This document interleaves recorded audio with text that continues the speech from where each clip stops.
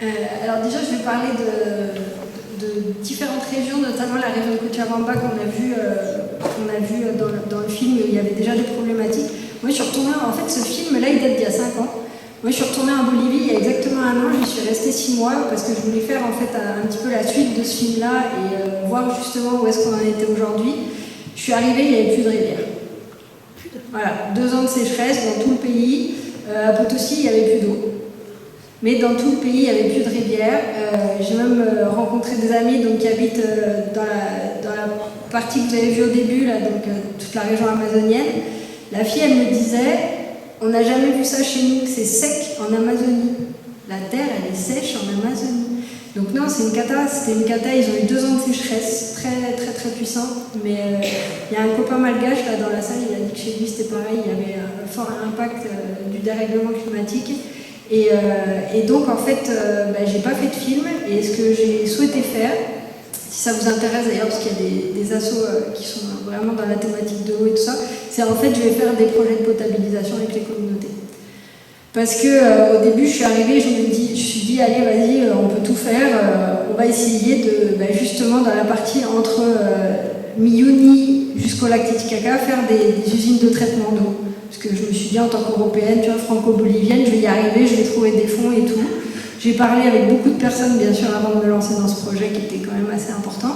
Et il y a quelqu'un qui faisait donc partie du ministère de l'eau et des terres, de l'environnement, on appellerait ça ici, qui donc lui avait trouvé plusieurs millions de la BID, donc de la Banque internationale de développement.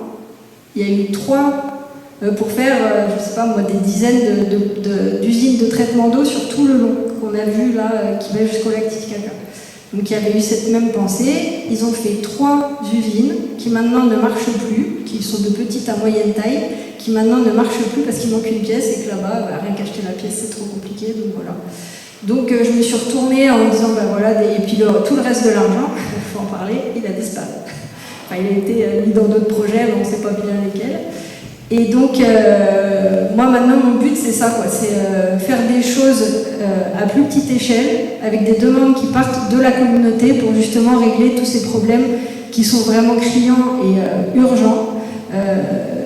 Je pense par exemple à Coquena, une amie à nous, d'ailleurs on ne savait pas, mais il la connaît aussi, donc elle est autorité dans la Comunidad de Coquena, qui est donc sur le bord du lac Titicaca, et en fait ils nous ont demandé, donc eux ils sont quand même sur le bord du lac Titicaca, donc depuis tout le temps en fait ils prennent de l'eau du lac Titicaca pour leurs besoins essentiels, quoi, et là en fait ils peuvent plus parce que l'eau est polluée, parce qu'il y a beaucoup plus de monde qui vit dans cette région-là, donc la pollution est bien plus intense, et avec le dérèglement climatique, le niveau du lac a baissé comme jamais, donc la pollution est plus concentrée, et en fait, l'eau qui buvait depuis toujours, maintenant les rend malades, il y a même eu des morts de diarrhée, une personne âgée, quoi. Donc là, ce qu'on souhaite faire, c'est aider ces communautés-là, et il faut savoir que là, ils sont une communauté de 60 familles, 64 familles, et ça va coûter 3 500 € pour potabiliser l'eau. Donc c'est que dalle en fait.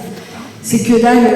Moi, faire un film, ça me coûte plus cher que ça. Donc j'ai dit, j'arrête les films pour l'instant, puis on va passer dans le concret. Mais peut-être que Federico, il va vouloir ajouter quelque chose sur la situation de la sécheresse.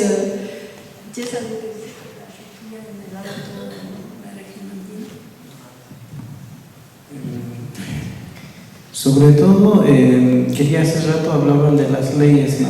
Tito quería decir, nosotros hemos hecho una acción como sociedad civil por el lago de presentar un anteproyecto de ley al Estado para que se reconozca al lago Titicaca como sujeto de derecho.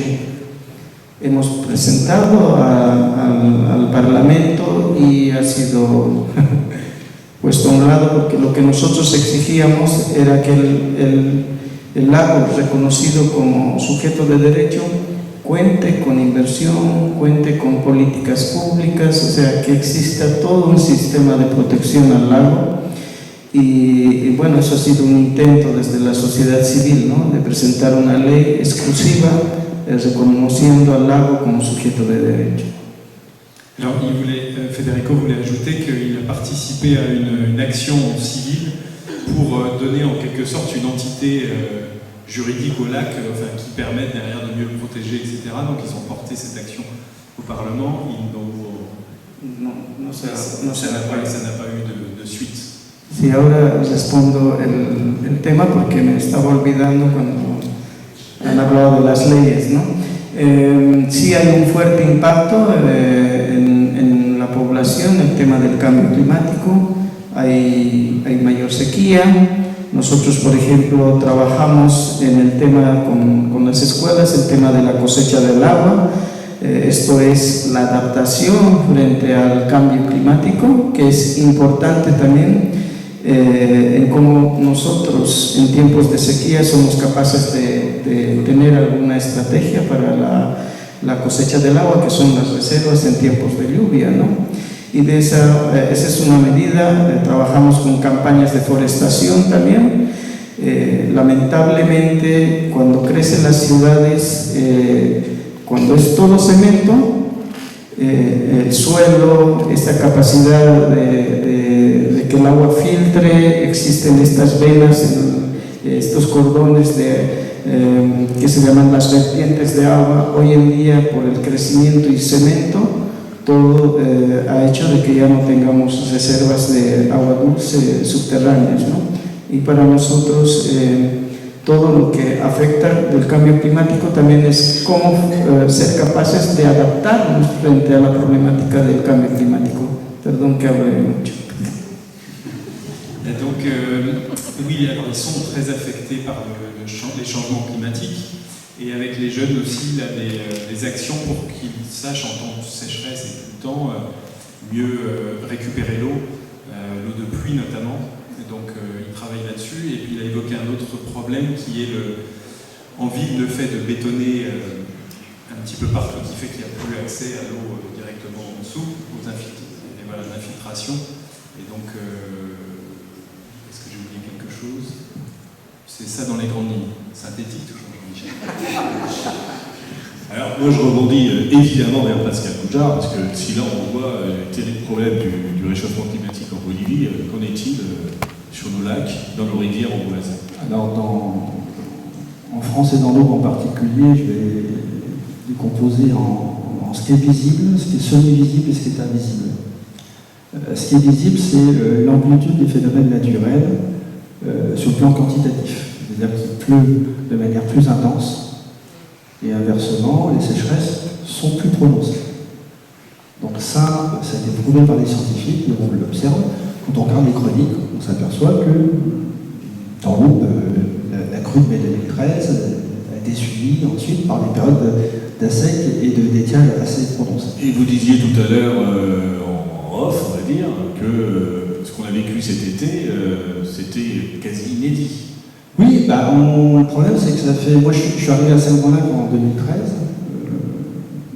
Mes collègues, mes amis m'ont dit que je portais un peu la poisse à l'établissement parce que j'ai eu la crue de mai 2013 dans l'agglomération royale. Alors je dis ça un peu en souriant, mais c'était quelque chose de dramatique et d'assez inattendu, le retour des crues de printemps. Alors pour les anciens, les crues de printemps de la Seine, ça n'a rien d'anormal comme les crues d'automne. Pour rappeler que la Seine, c'est des crues d'hiver, c'est des crues de printemps, c'est des crues d'automne, et d'été. Juillet 2021, c'est la plus forte crue de la Marne des 100 dernières années, en juillet.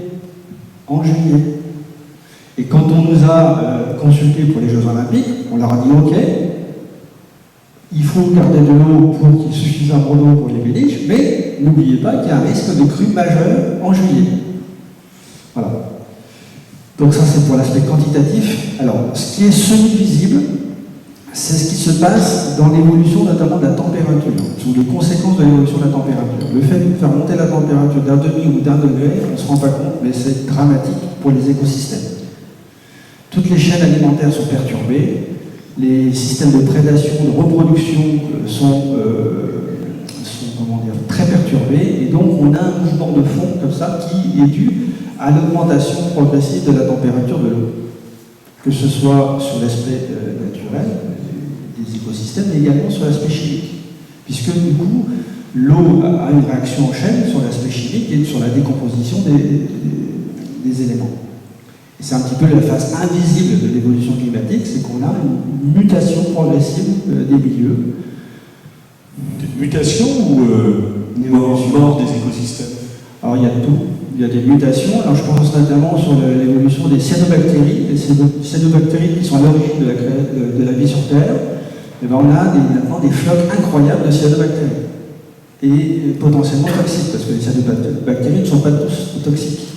Mais on a des flocs de plus en plus prononcés. Voilà. Mais sans vouloir être dans le pessimisme absolu, mais quand on nous raconte ici qu'en Bolivie, les rivières étaient sèches, est-ce que dans 20 ans, 30 ans, 40 ans, on pourrait rencontrer ce type de situation l'été dans l'eau? On a déjà connu ça.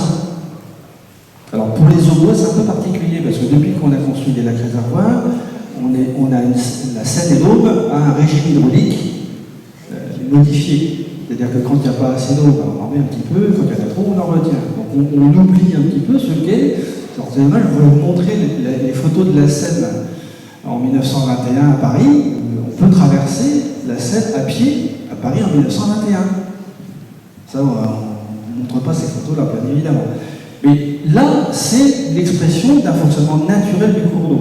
Un cours d'eau, ça vit, ça respire. Il y a trop d'eau, il n'y a pas assez d'eau, c'est normal. Là où l'évolution climatique nous alerte, c'est que c'est de plus en plus prononcé. Les sécheresses sont de plus en plus prononcées.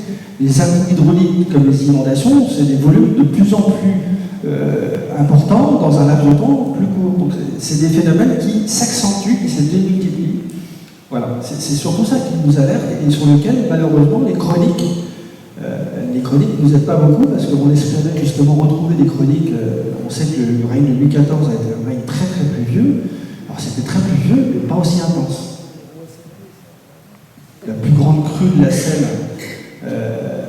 en été, c'est sous Louis XIV. Et les jacqueries